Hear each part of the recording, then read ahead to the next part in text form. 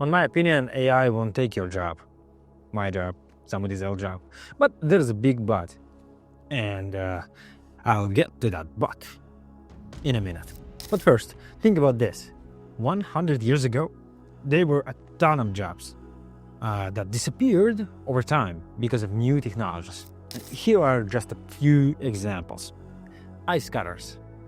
People who would cut and deliver ice to keep food cold before electric refrigerators were invented. Can you imagine that today? Lamp lighters. People who lit and extinguished street gas lamps before electric lighting took over. Chimney sweeps. Workers who cleaned the chimneys during the era of coal-burning stoves. It's kind of dirty job, right? Oh, this is the hardest one for me. Copyists.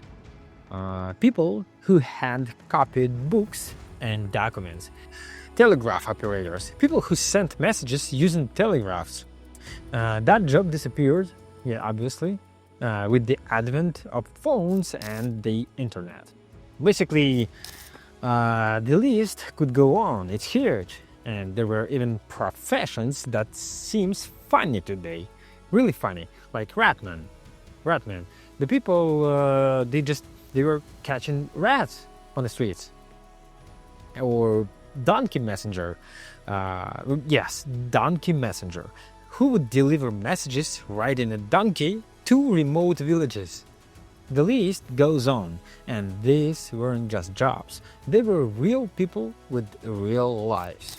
History shows us that with the rise of new technologies, protests often followed.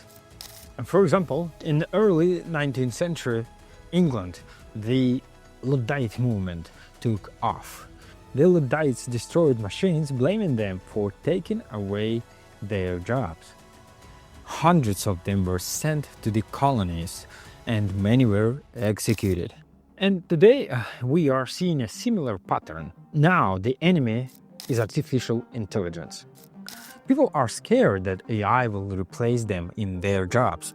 But let's take a look at what happened to that jobs that disappeared in the past. Maybe not everything is too scary as it seems, but ice cutters ended up in logistics, refrigeration, or driving trucks. Lamplighters became electricians working with street lighting systems. Chimney sweeps moved to plumbing, ventilation, restoration, or cleaning services.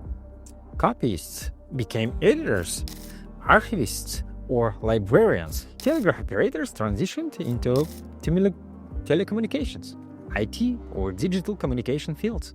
As you can see, technology doesn't really take away jobs. It creates new opportunities. But here's that but I mentioned earlier. Not everyone could adapt to the changes.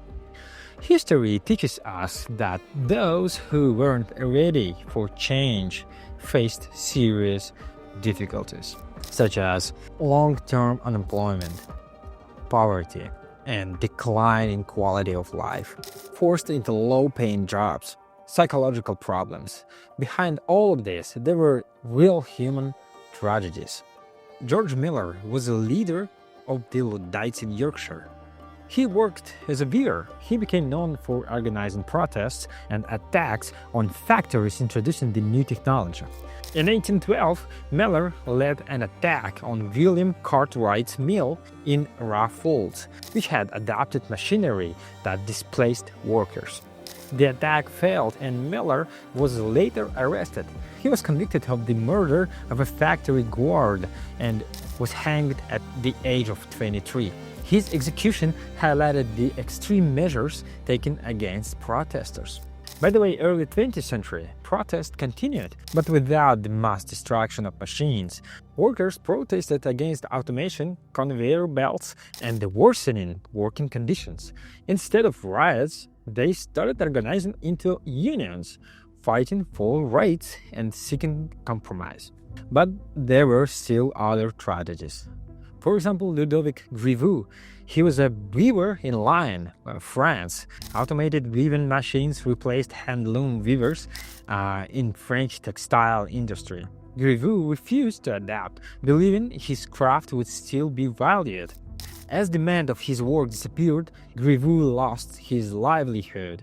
His inability to provide for his family led to depression, and he tragically took his own life in 1923.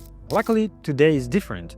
If you are watching this video, you are already using technology, which means you are ready to change. The key is not to be afraid of adapting. In the future video, we'll talk about how to prepare for the age of artificial intelligence and use it to your advantage. Thanks for watching. Please give this video a like, subscribe, and let's move forward together. See you next time.